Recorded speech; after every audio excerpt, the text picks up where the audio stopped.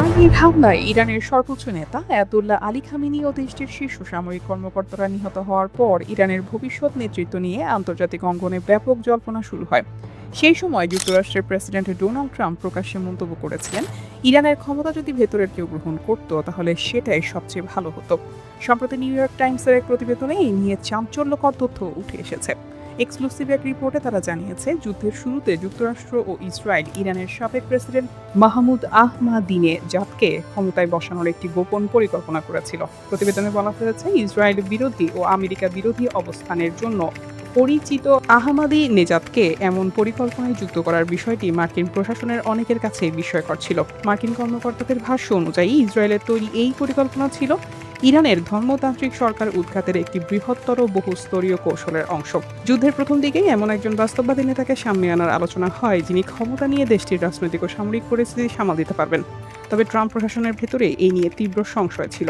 অনেক কর্মকর্তা মনে করেছিলেন, আহমাদিনেজাদকে সামনে এনে নতুন নেতৃত্ব গঠনের পরিকল্পনা বাস্তবসম্মত নয় এবং এতে পরিস্থিতি আরও জটিল হতে পারে। মার্কিন কর্মকর্তাদের পাশাপাশি আহমাদিনেজাদের এক সহযোগী নিউ ইয়র্ক টাইমসকে জানিয়েছেন, যুদ্ধের প্রথম দিন তেহরানে তার বাড়িতে ইসরায়েলি হামলা হয়েছিল। ওই হামলায় তিনি আহত হলেও প্রাণে বেঁচে যান। প্রথম দিকে ইরানের কিছু সংবাদ মাধ্যমে তার নিহত হওয়ার খবর ছড়িয়ে পড়ে। পরে সরকারি সূত্র জানায় তিনি জীবিত আছেন, তবে তার কয়েকজন দেহরক্ষী নিহত হয়েছেন। মার্কিন কর্মকর্তাদের দাবি, হামলার উদ্দেশ্য ছিল তাকে তথাকথিত গৃহবন্দিত থেকে আহমেদিনেজাদকে মুক্ত করা। তবে হামলার পর তিনি শাসন পরিবর্তনের পরিকল্পনা নিয়ে হতাশ হয়ে পড়েন এবং এরপর থেকে কার্যত জনসমক্ষে আসা বন্ধ করে দেন।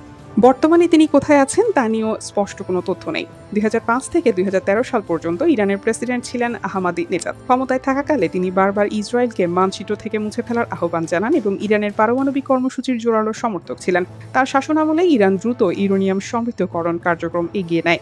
তবে ক্ষমতা ছাড়ার পর ধীরে ধীরে তিনি দেশটির শাসক গোষ্ঠীর সমালোচকে পরিণত হন। বিশেষ করে আয়াতুল্লাহ খামেনির সঙ্গে তার দূরত্ব বাড়তে থাকে।